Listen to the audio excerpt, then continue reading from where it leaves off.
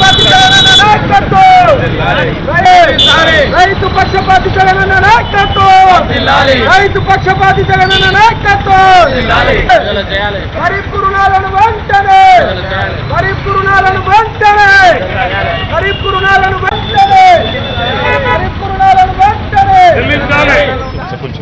8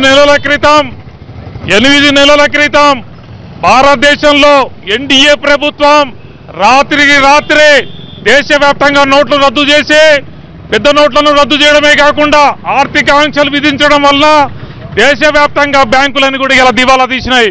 banking వ్యవస్థ మీద ప్రజల నమ్మకం పోయింది. 8 నెలల నుంచి వ్యవసాయం అంతా కూడా సంక్షోభంలో ఉందని చెప్పి తెలియజేస్తా ఉన్నా.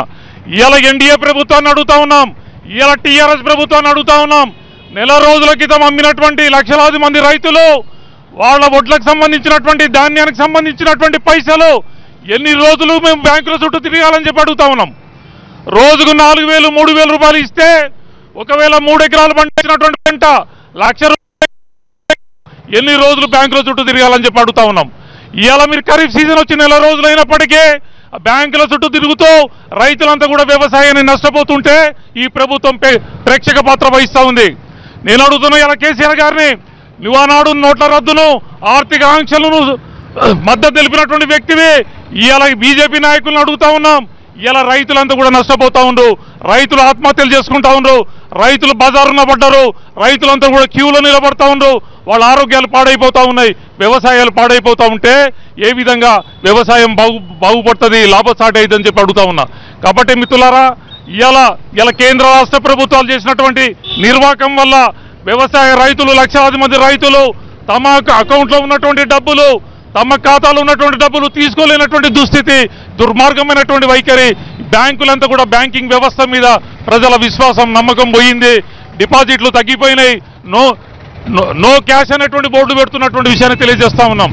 రెండో విషయం, ఇలా తెలంగాణ ప్రాంతంలో దాదాపు లక్షలాది మంది 45 లక్షల మంది రైతులకు రుణాలు ఇవ్వాల్సి ఉంటే ఈనాటికి కూడా బ్యాంకులు 10% కూడా ఇలా బ్యాంకు రుణాలు ఇవ్వనటువంటి పరిస్థితి ఉంటే ప్రభుత్వం పట్టించుకోవడం లేదని చెప్పి తెలియజేస్తా ఉన్నాం.